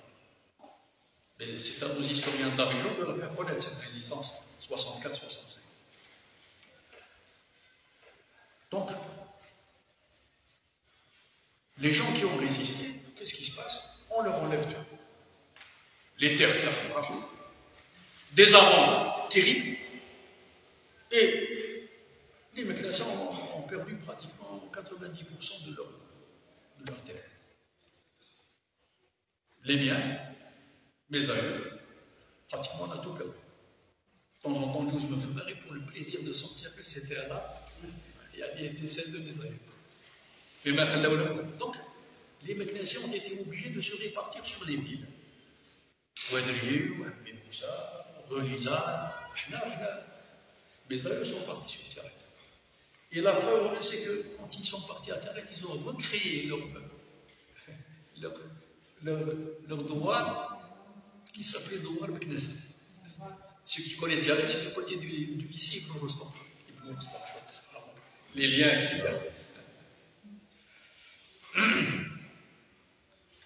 et cette injustice de la colonisation, fagot sur fagot, et il suffit d'une allumette pour créer un grand incendie. Et l'incendie a repris en 1954. Et le Warsonis, comme toutes les régions du pays, se sont mises au diapason du combat. Et les Meknessiens, entêtés parmi les gens qui ont résisté. Et la preuve en est, c'est qu'aujourd'hui, il y a un cimetière dans la région de Meknessiens, sur les hauteurs de Aïn Talet, où il y a 1061 shahid enterrés dans ce cimetière. C'est le 3e cimetière en Algérie. Après celui d'Alger, celui de Tlemcen, il y a celui de... Et ils n'ont pas... Les morts, on ne reconnaît pas les morts. 1061 de la région. Les maroufs, les cauchemars.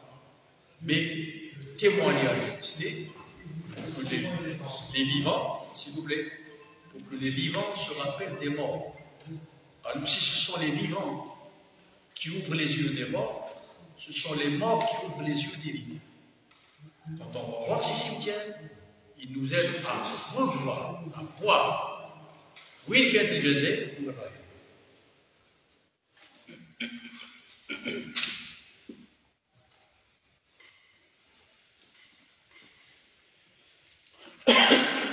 Je vais bientôt finir.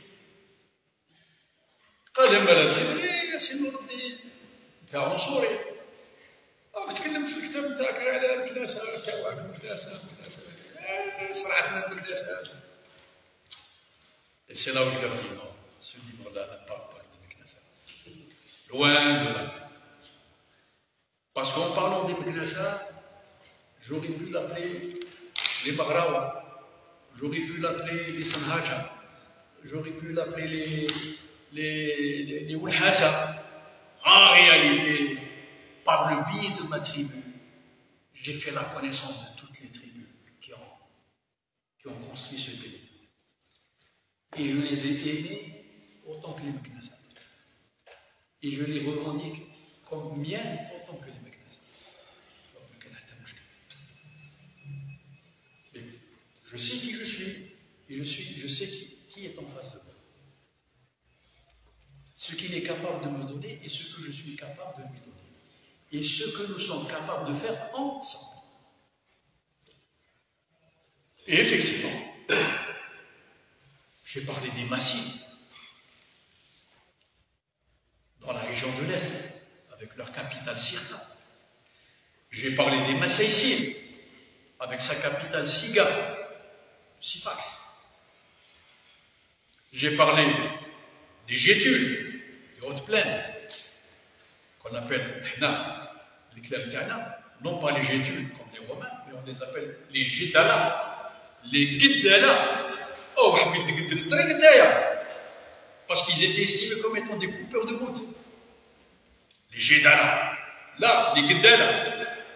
Et le sud, la région qui va des Aurès jusqu'au Tassili-Nager, les Garamantes, qui étaient les Djerma. Je me demande si Djermouli ne vient pas de Djerma. Le grand chanteur Tana qui chante en berbère et qui chante en arabe. Djermouli. Les Djerma, alors les Massines, les Massaïcines, les Djeddala, les Garamantes, et les héritiers des Gétules et des Garamantes, c'est les Ketama et les Senhaja. Et les Snaka. Parce que chaque grande tribu, chaque grande confédération, avec le temps, elle donne des enfants, mais qui ne portent pas le même nom. Mais c'est la même glaive, c'est la même matière qui est là. Mais on se renouvelle avec des noms. Donc j'ai parlé de tout ça. Donc le gars qui se reconnaît comme Kitabi, il se retrouve. Le gars qui s'estime al-Zinadi, il se retrouve. Le gars qui est Sanhaji, il se retrouve.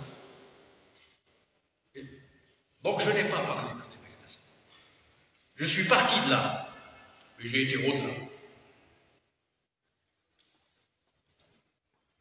Et toutes ces grandes confédérations tribales, c'est elles qui constituent ce qu'on appelle le monde berbère, dont j'ai parlé, qui allait de Siwa jusqu'aux îles Canaries et des côtes méditerranéennes jusqu'au Sahel. Et je ne vous apprendrai rien en vous disant, par exemple, que quand vous parlez du Sénégal, est-ce qu'il y a un lien avec nous? Pour ceux qui n'ont pas fait de recherche historique, or Sénégal, ça vient de Sanaga. Et Sanaga, ça n'est rien d'autre que Sanhaja. Et vous avez vu, c'est vrai, Sanhaja. Donc ce sont nos Sanhajis qui sont partis jusqu'au Sénégal. J'ai entendu quelqu'un du Nord Mali, un jeune, interviewé en France.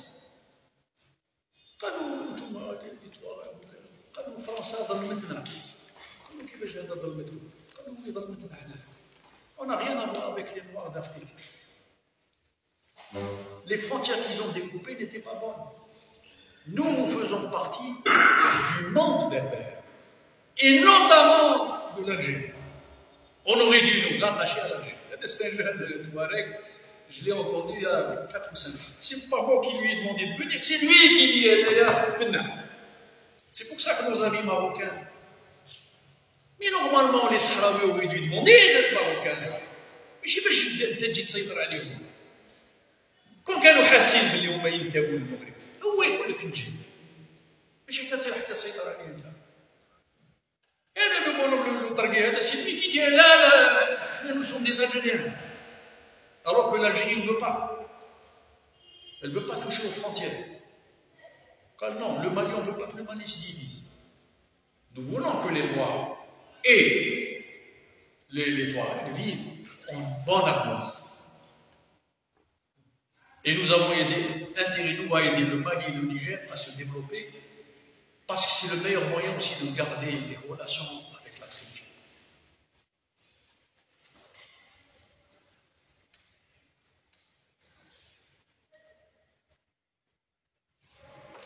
Et c'est donc dans ce monde berbère que la nation marocaine,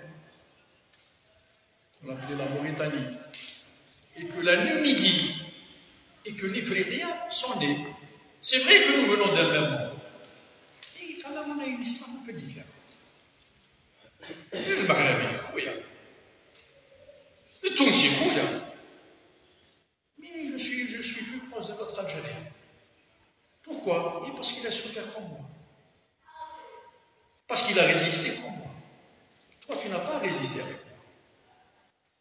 Même pour la guerre d'indépendance. On voulait la faire ensemble.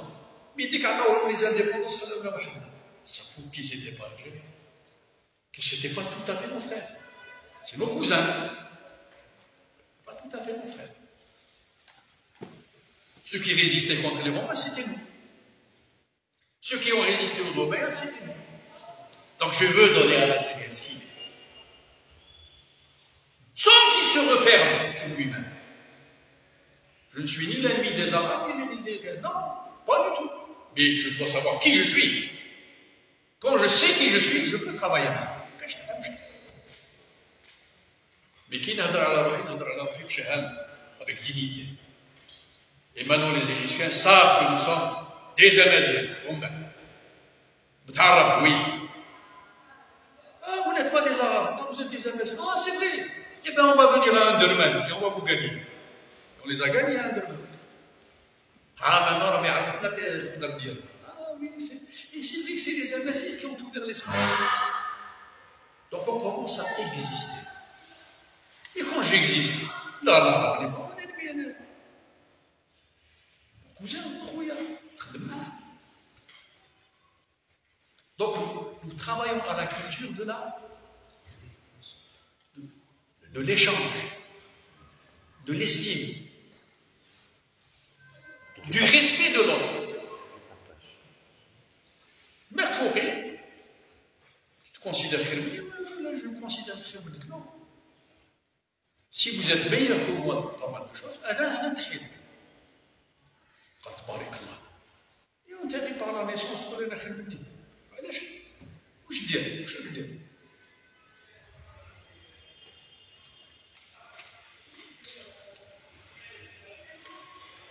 Et c'est grâce à Bassinissa, grâce à Sifax, que la Numidie a été unifiée. Et donc j'existe pas depuis hier, la Numidie, il y a le siècle avant Jésus-Christ. C'est un État, c'est une nation qui remonte au moins 3000 ans. Ah, ça fait.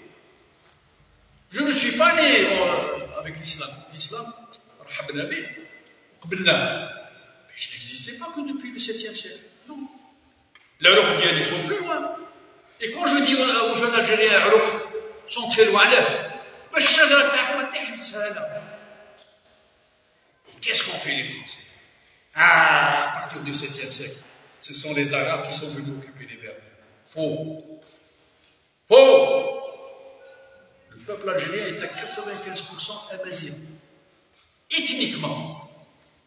Mais même pas culturellement, on était amazighophone, berbérophone, mais beaucoup de gens de chez nous sont devenus arabophones.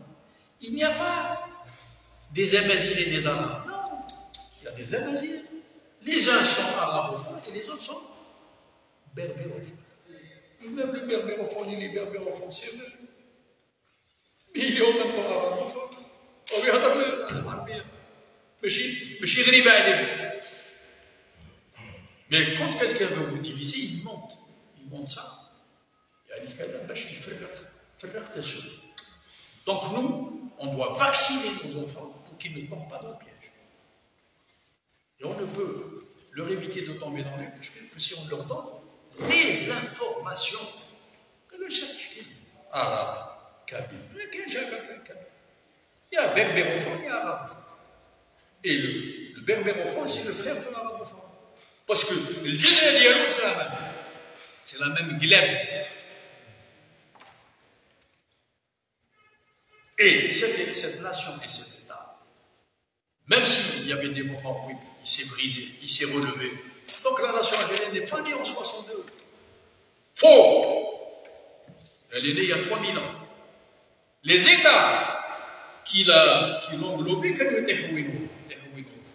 Mais les gens qui étaient là ont toujours cherché l'unité de la nation.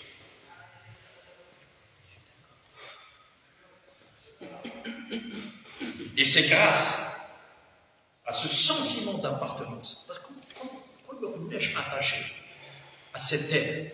Si on n'était pas attaché à cette unité qu'il y a entre nous, vous croyez qu'on aurait pu battre la France? Une des plus grandes puissances, il y a l'idée du moment. Est-ce qu'on aurait pu résister à la France en 1830? On était tout seul. Il y avait ni les Tunisiens ni les Marocains qui nous aidaient. Vous savez combien qu'on a perdu de gens entre 1830 et 1900? Parce que dans les libéraux, Abdelkader s'est rendu. La grande opposition, mais les soulèvements n'ont jamais cessé jusqu'en 1900. Ça veut dire que la résistance a duré pas 15 ou 17 ans, elle a duré 70 ans. Vous savez combien de gens on a perdu? Je dis, على بالكم شوف اليهود كيفاش يخلوا التاريخ تاعهم. Quand vous parlez de mythe, les 6 millions de juifs, c'est un mythe ou c'est une réalité? Ils s'en foutent. Et ils disent c'est 6 millions. كاين ولا لا؟ 6 millions. تقبلها ولا ما تقبلهاش؟ وما تقبلهاش يدخل الحبس. Moi je dis 7 millions d'Algériens ont été tués entre 1830 et 1900. De morts violentes ou de morts indirectes. Parce que dans les نحيل الأرض ديالي, je n'ai pas de quoi manger ونموت. محسوب عليهم ولا مش محسوب عليهم؟ محسوب عليهم. Or, Hamdan Fouja, conseiller du DEL de l'époque, et qui savait très bien de quoi il parlait, le recensement des Algériens en 1830, c'était 10 millions d'Algériens. Recensement en 1900, on trouve 3 Algériens. J'ai 7 millions qui manquent. Voilà.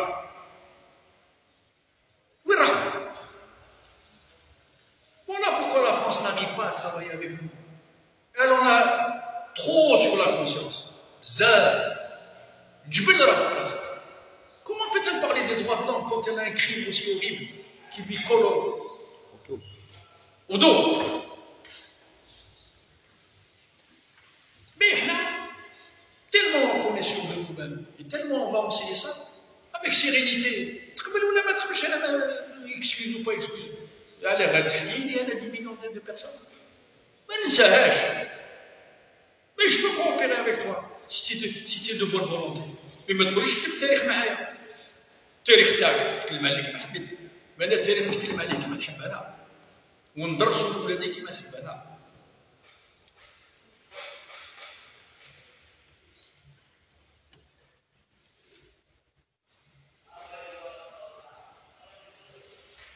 Et c'est là où j'arrive à cette fin où je dis le Maghreb central, parce qu'à un moment donné on était appelé Maghreb central. Le Maghreb central n'est rien d'autre que le fils de la Numidie ancestrale, qui remonte à des milliers d'années. Et l'Algérie n'est rien d'autre que la fille légitime du Maghreb central. شوف كيفاش نحكم ما بين التاريخ العميق وما بين الواقع التاريخي. Là, je me donne. J'ai été le contemporain des Grecs, dans la civilisation grecque. J'ai été le contemporain de la civilisation romaine. J'ai été le contemporain de la civilisation pharaonique, dans laquelle on a donné des pharaons. J'ai changé. Et je suis encore là aujourd'hui. هذه كيفاش الانسان هذا لو جون يقرا ندرسها له كيفاش ما يكونش فخور بالتاريخ تاعو وبلاده. فخور.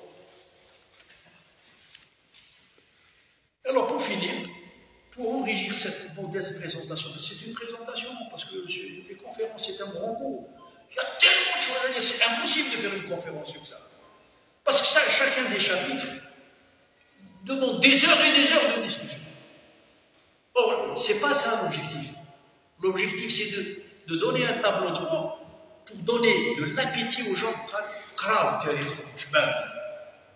Si on arrive à ça, ça c'est Ça c'est ma mission d'enseignant. L'enseignant ne donne pas tout à l'élève, mais l'enseignant qui réussit, c'est l'enseignant qui donne l'envie à l'étudiant d'aller par lui-même apprendre des choses. Je lui donne 30%, je lui donne de la méthode. Je ne lui donne pas le contenu de la formation. L'intérêt de ce que je te présente. Va mon fils, va pêcher. Mais je ne te ramène pas le poisson. Donc je ne vous ramène pas du poisson. Mais je vous ramène du calme pour que vous puissiez pêcher. Alors pour enrichir cette présentation, je vous ai donné des références là. Parce que vous n'allez pas tout de suite lire l'ouvrage. Et l'ouvrage, ce n'est pas des romans, ça ne se lit pas d'un seul coup. Donc, mais pour des raccourcis, vous pouvez aller là, c'est des liens sur Internet et qui vont vous donner tous les articles de journaux qui ont parlé de ce livre. Et vous allez trouver aussi des conférences que j'ai données sur ce livre. Donc, vous allez aborder. L'appétit va venir, mais le plus intéressant, c'est quand vous allez le lire. Mais quand vous allez le lire, vous aurez envie de lire Ibn Khaldoun. Vous aurez envie de lire Charles et Julien. Vous aurez. Etc. Parce que je ne suis qu'un transmetteur. Je ne suis pas un créateur. Et je ne suis pas un historien. Mais je suis un transmetteur. Je suis un enseignant. ذكر انك مذكر هذا الله يسعى لك النبي صلى الله عليه وسلم يعني ماهوش اله يعني النبي ميساجي ذكر انك مذكر لست عليه بمسيطر ان كذبوا او تولوا عليهم العذاب الاكبر ولكن ماشي انت اللي تعذبوا الينا ايابهم وعلينا حسابهم. شوف لا هذه قلت لهم انا هذه الصوره هذه سي لا باز دو لا ديموكراسي سي لا باز دو لا توليرونس. الله تعالى هو اللي يعاون الناس ماشي انت اللي عندك معلومات تعطيها ولكن خلي الناس احرار يتبع ولا ما يتبعش كيشتغل.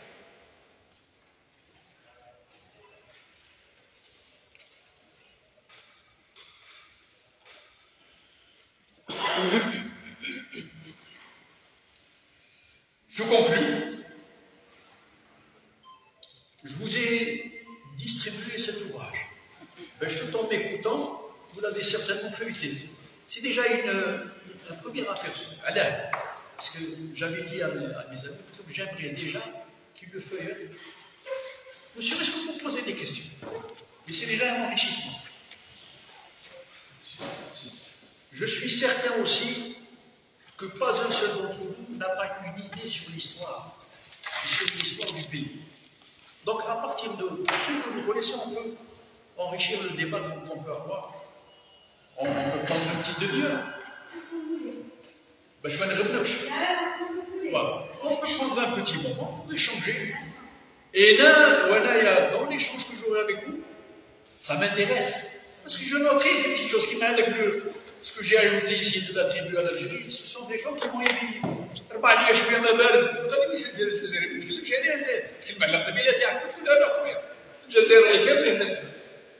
Il n'y a les mécanismes ne sont qu'un petit élément, une petite composante de la grande Algérie. C'est l'Algérie et il faut faire ça. On peut aimer sa région, mais j'aimerais toujours mon pays avant ma région. Je n'aime pas ma région avant mon pays, c'est pas vrai. J'aime le pays avant ma région.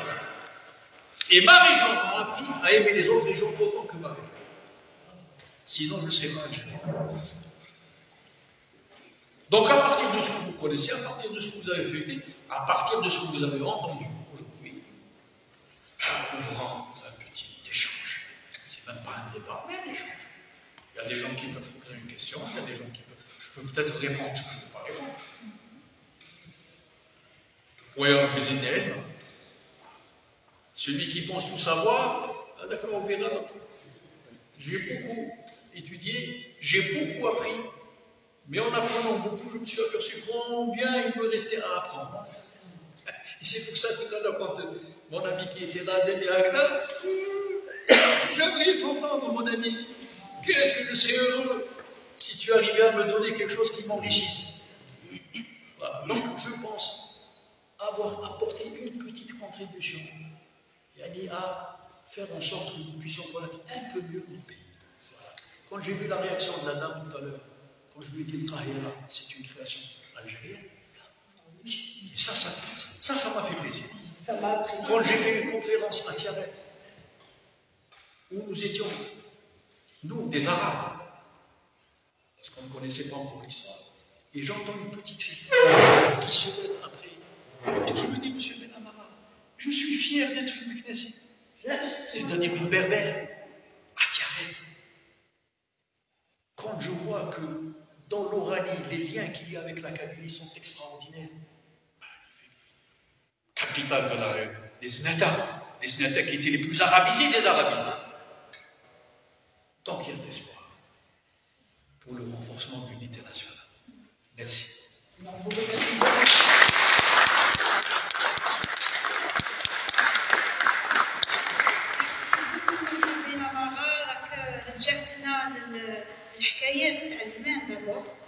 Parce que en vous écoutant, vous avez réveillé en nous nos parents, même les des petites briques de l'histoire. Merci également pour cette réconciliation avec l'histoire. Merci également d'avoir parlé d'une tribu, mais à travers cette tribu, vous avez parlé de toutes les tribus algériennes, de toutes les tribus du Maghreb. Merci également de nous avoir réconciliés avec le Maghreb et avec l'Afrique, ce qui est très important parce que à travers notre identité, c'est vrai que nous défendons notre identité nationale, mais nous restons ouverts sur le monde. Et c'est en se connaissant qu'on pourra travailler, comme vous avez dit, avec l'autre, c'est-à-dire le monde, et construire une civilisation.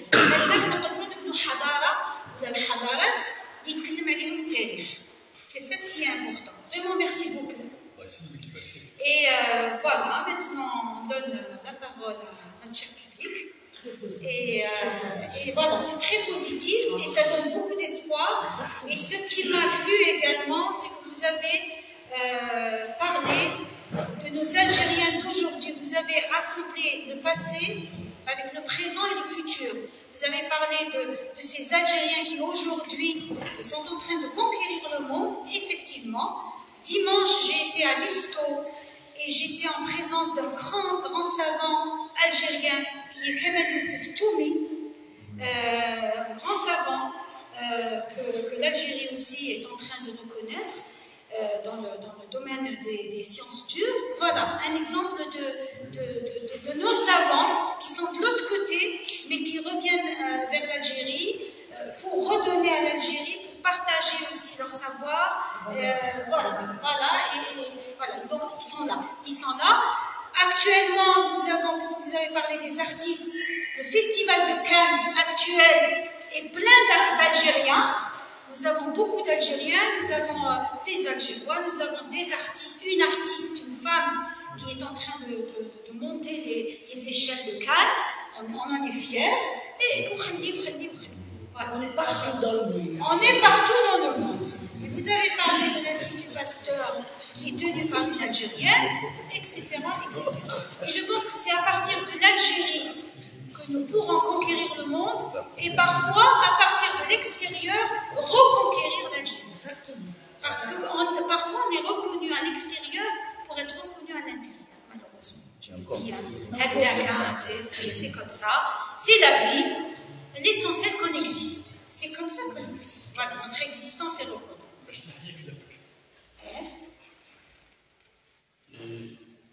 J'ai commencé par une interrogation sur mon identité. Vous savez, je ne savais pas qui j'étais. Et ce chemin que j'ai fait en 10 ans m'a fait, parce qu'il fallait que je tire une conclusion. Est-ce que tout ce travail m'a aidé à savoir qui j'étais ou pas? Certainement. Il m'a aidé à savoir qui j'étais.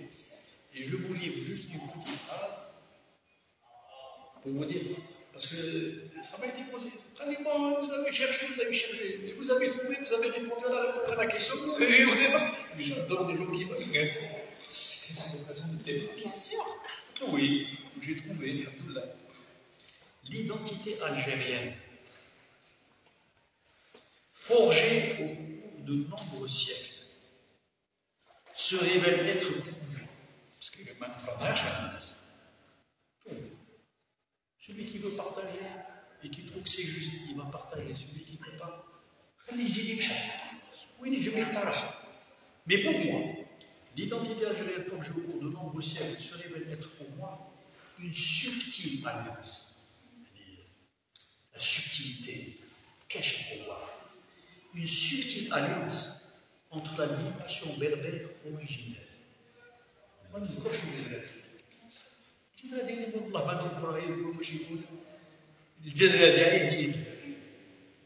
Une subtile alliance entre la dimension berbère originelle et la dimension arabo-musulmane. Je ne suis pas un berbériste, je suis un berbère. Le berbériste, c'est celui qui rejette d'autres dimensions de son identité. Parce que si je suis berbériste et que je renvoie 80% de la population algérienne sur le des Algériens, pour dire que les autres ne sont pas algériens.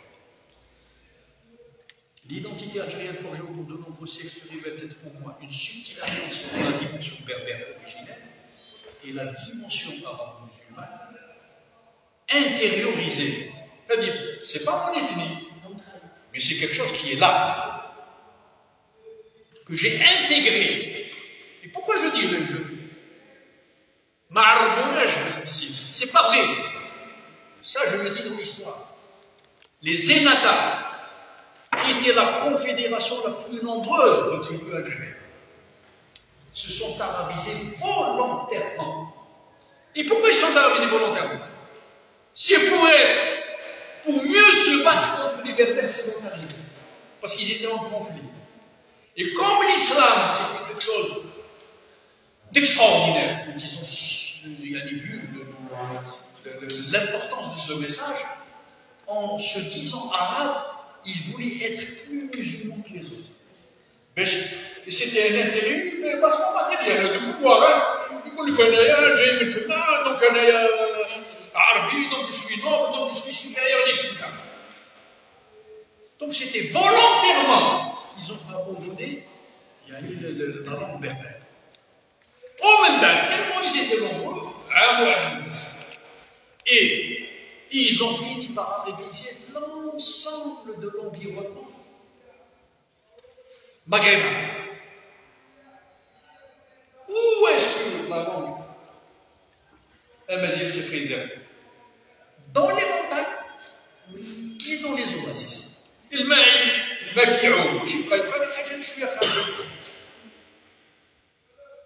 n'ont pas pu, effectivement, arriver au sommet des Azores, au sommet de l'Académie. Le Loir Sunnis a perdu son amazirité, la langue il y a pas longtemps. L'amazirité s'est préservée dans le Nahar, elle s'est préservée du côté des Blissous, dans les montagnes. Et comme par hasard, mon ami du Mzab, elle s'est préservée dans des oasis, c'est-à-dire des lieux qui sont fermés. Et donc, comme par hasard, eh bien, nous pouvons être reconnaissants pour ces endroits-là.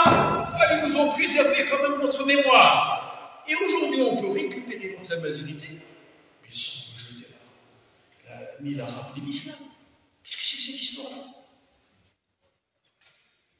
Parce que je veux récupérer mes origines, je rejette ce qui fait ma spiritualité.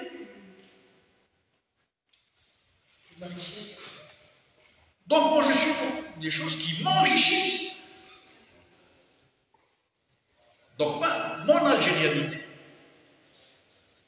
se révèle être pour moi une subtile alliance entre la dimension berbère originelle et la dimension arabo-musulmane intériorisée, enrichie en outre par sa forte ouverture sur la Méditerranée et sur l'Afrique. Je ne rejette pas non plus que j'ai des relations avec la Méditerranée, avec l'Espagne, avec la France, avec l'Italie, avec la Turquie, avec l'Égypte, etc. يعني كلهم خلاو بصمات ethniquement, c'est vrai. Majoritairement, nous sommes berbères. Mais nous avons reçu des apports. Où les gens خلفينا ويحبنا.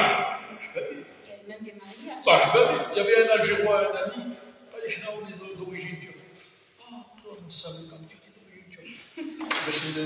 Parce qu'on se considérait supérieur. Voilà, j'aime bien des petits règles. Tu es d'origine turque. Je ne savais pas que tu étais étranger.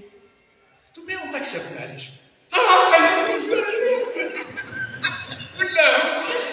Là, où est-ce qu'on a défensive? Tu me dis, tu es étranger.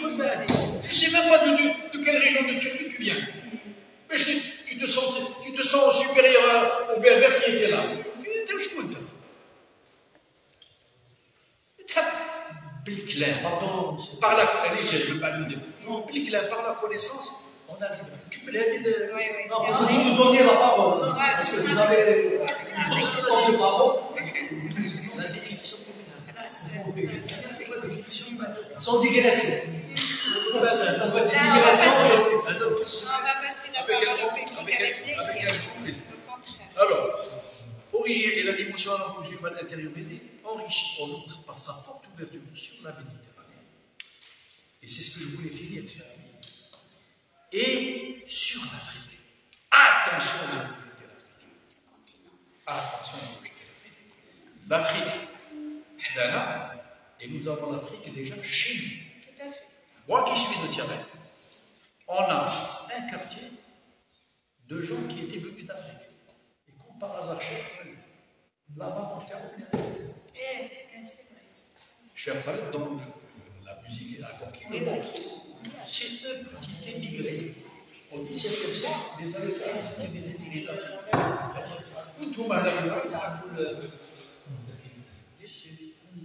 Le village net. Oui, c'est par là que transitaient les esclaves. Voilà, alors, merci beaucoup. Voilà, je passe la parole. Merci.